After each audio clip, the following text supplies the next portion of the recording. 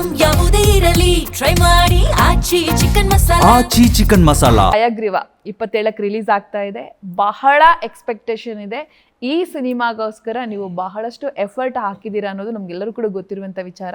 ಇನ್ನೇನು ರಿಲೀಸ್ಗೆ ದಿನಗಳು ಬಾಕಿ ಇದ್ದಾವೆ, ಗಂಟೆಗಳನ್ನು ನಾವು ಲೆಕ್ಕ ಹಾಕಬಹುದು. ನಿಮ್ಮ ಮೊದಲ ರಿಯಾಕ್ಷನ್? ಏನಿಲ್ಲ ಮೇಡಮ್, ಖುಷಿ ಇದೆ. ಅವ್ರ ಜೊತೆಗೆ ಮಾಡ್ಬೇಕಾದ್ರೆ ಒಂದು ಕಾನ್ಫಿಡೆನ್ಸ್ ಇರುತ್ತೆ, ಲೈಕ್ ಇಲ್ಲ ನಾವು ಮಾಡೇ ಮಾಡ್ತೀವಿ, ಸಕ್ಕತ್ತಾಗಿ ಬಂದಿದೆ ಅಂತ. ಬಟ್ ಅದು ನೀವು ಹೇಳ್ದಂಗೆ 10 ದಿನಗಳು ಬರ್ತಾ ಇದ್ದಂಗೆ ಅದೊಂದು ಎಂಥವ್ರಿಗೆ ಆಗಲಿ ಅದೊಂದು ಸ್ಟಾರ್ಟ್ ಆಗುತ್ತೆ, ಹೆಂಗಪ್ಪ ಏನಪ್ಪ ಅಂತ. ಸೊ ನಂಬಿಕೆ ಅನ್ನೋದಿದೆ, ಜನಕ್ಕೆ ಇಷ್ಟ ಆಗುತ್ತೆ ಅಂತ. ನಾವೆಲ್ಲ ಏನೋ ದೊಡ್ಡದಾಗಿ ಮಾಡಿ ಅದು ಮಾಡ್ಬಿಟ್ಟು ಅದ್ಭುತ ಕ್ರಿಯೇಟ್ ಮಾಡಿಬಿಡಿ ಅನ್ನೋ ಥರದೇನಿಲ್ಲ. ಒಂದು ಸಾಮಾನ್ಯ ಕಥೆನೇ, ಬಟ್ ಡಿಫ್ರೆಂಟ್ ಸ್ಟೋರೀಸ್. ಯಾಕಂದರೆ ಇವತ್ತು ಜನ ಕೇಳ್ತಿರೋದೇ ಹೊಸ್ತನ ಸ್ಟೋರಿಗಳು ಬೇಕು ಅವ್ರಿಗೆ, ಹೊಸ ರೀತಿಲಿ ಏನಾದ್ರು ಹೇಳೋಕ್ಕೆ ಬೇಕು. ಸೊ ಆ ಹೊಸ್ತನದೊಂದಿಗೆ ಒಂದು ಹೊಸ ಸ್ಕ್ರೀನ್ ಪ್ಲೇ ಹೇಳೋ ಥರ ಆಗಿರ್ಬೋದು, ನರೇಷನ್ ಹೇಳೋ ಥರ ಆಗಿರ್ಬೋದು. ನಮ್ಮ ಹೊಸ ನಿರ್ದೇಶಕರು ರಘುಕುಮಾರ್ ಸೊ ಒಂದು ಅದ್ಭುತ ಪ್ರಯತ್ನ ಪಟ್ಟಿದ್ದಾರೆ. ಇದರಲ್ಲಿ ಒಂದು ಕಂಪ್ಲೀಟ್ ಸಿನಿಮಾ ಕಾಪಲ್ಲೇ ಆಗಿರಲ್ಲ, like I will be and dual shade character. So ಅದಕ್ಕೆ ಆದಂಥ ಏನೇನು ಬೇಕಿತ್ತು ಎಲ್ಲ ತಯಾರಿ ಮಾಡಿ ಬಟ್ ಅಲ್ಲಿ ಗಂಟ ಮುಗಿಸಿ ಇವತ್ತು ಇಲ್ಲಿ ಗಂಟ ಬಂದಿದ್ವಿ. ಎಸ್, ನಿಮ್ಮ ಮೊದಲ ರಿಯಾಕ್ಷನ್ ಹಯಗ್ರೀವದಲ್ಲಿ ನಿಮ್ಮ ಪಾತ್ರ ಹೇಗಿರುತ್ತೆ? ಈ ಅವಕಾಶ ಹೇಗೆ ಸಿಕ್ತು? ಯಾಕೆ ಒಪ್ಕೊಂಡ್ರಿ? One question at a time please. ಯಾಕೆ ಒಪ್ಕೊಂಡೆ? ಅಫ್ಕೋರ್ಸ್ ಸ್ಟೋರಿ ಪ್ಲಾಟ್, ಯಾಕಂದರೆ ತುಂಬ ಡಿಫ್ರೆಂಟ್ ಆಗಿದೆ. ಕ್ರೈಮ್ ಥ್ರಿಲ್ಲರೇ ಆಗಿದ್ರು ಏನೊಂದು ಪ್ಲಾಟ್ ತೊಗೊಂಡು ಸ್ಟೋರಿ ಕಂಪ್ಲೀಟಾಗಿ ಮಾಡಿದ್ದಾರಲ್ಲ, ತುಂಬ ಡಿಫ್ರೆಂಟ್ ಆಗಿತ್ತು ನನಗೆ.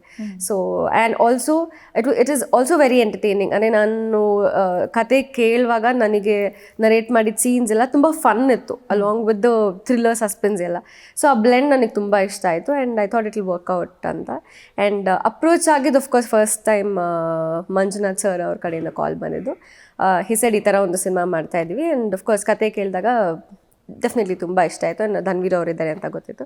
So I thought it's gonna do very well ಅಂತ. ಸೊ ಹಾಗಾಗಿ ಐ ಸೆಡ್ ಎಸ್. ಎಸ್, ಹಯಗ್ರೀವನ್ನಾಗಲೇ ಹೇಳ್ತಾ ಇದ್ದೆ, ಟೈಟಲೇ ಒಂಥರ ಕೇಳ್ತಾ ಇದ್ರೆ ಒಂಥರ ಹುಮ್ಮಸ್ಸು, ಒಂಥರ ಉತ್ಸಾಹ ಅಂತ.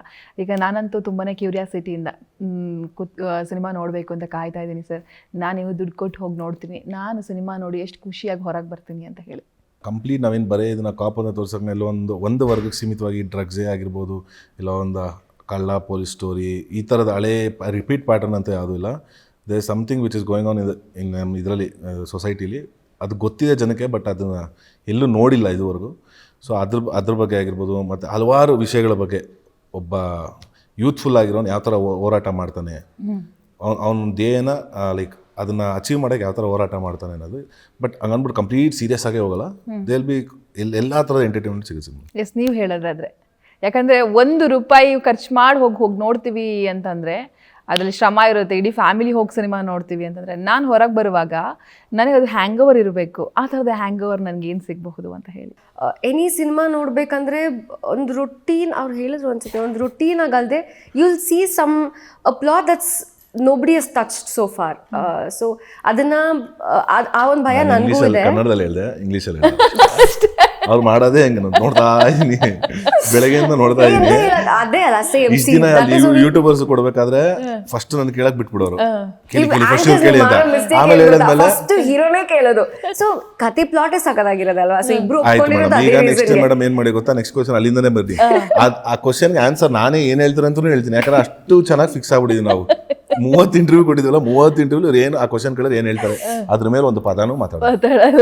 ನೋಡಿ ನಾನು ಹೇಳಿದೆ, ಅಂಡರ್ಸ್ಟ್ಯಾಂಡಿಂಗ್ ಚೆನ್ನಾಗಿದೆ. ಅಂಡರ್ಸ್ಟ್ಯಾಂಡಿಂಗ್ ಅಲ್ಲ ಅದು, ಇವರು ನೀವು ಕತೆ ಏನಾದ್ರು ಮಾತಾಡಿ. ಇವಾಗ ನೆಕ್ಸ್ಟ್ ಕ್ವಶನ್ ಕೇಳಿ ನೀವು, ನಾನು ಹೇಳಿದ್ನಲ್ಲ ಇದು ಇಂಗ್ಲೀಷಲ್ಲಿ ಹೇಳ್ತಾರೆ, ನೆಕ್ಸ್ಟ್ ಕ್ವಶನ್ ಅಲ್ಲಿಂದ ಸ್ಟಾರ್ಟ್ ಮಾಡಿ ನೋಡಿ, ನಿಮ್ಗೆ ಗೊತ್ತಾಗುತ್ತೆ. ಎಸ್, ಓಕೆ, ಹೇಳ್ತಾ ಇದ್ದೆ, ಕಂಟಿನ್ಯೂ ಮಾಡಿ. ಡಿಫ್ರೆಂಟ್ ಆಗಿದೆ. ಸೊ ನೀವು ಎದ್ದು ಬರುವಾಗ ಪ್ರಾಬ್ಲಿ ಅದನ್ನ ಮೆಚ್ಕೊಂಡು ಎದ್ದು ಬರ್ತೀರಾ ಅಂತ ಹೇಳ್ಬೋದು. ಬಿಕಾಸ್ ನನಗೆ ಕತೆ ಕೇಳಿ ಮುಗಿದ್ಮೇಲೆ ಅದೇ ಅನ್ಸಿದ್ದು, ಇವ್ರು ಡೈರೆಕ್ಟರ್ ಇದನ್ನ ಹೇಗೆ ಇವನ್ ಥಿಂಕ್ ಮಾಡಿದ್ರು ಈ ಸ್ಟೋರಿ ಲೈನ್ ಮೇಲೆ ನಾನು ಕತೆ ಮಾಡ್ಬೋದು ಅನ್ನೋದನ್ನ ಅಂತ ನನಗೆ ತುಂಬ ಇಂಪ್ರೆಸಿವ್ ಆಗಿರ್ತದೆ. ಸೊ ಐ ಥಿಂಕ್ ಜನರಿಗೂ ಅದು ಎದ್ದು ಬರುವಾಗ they probably appreciate that income.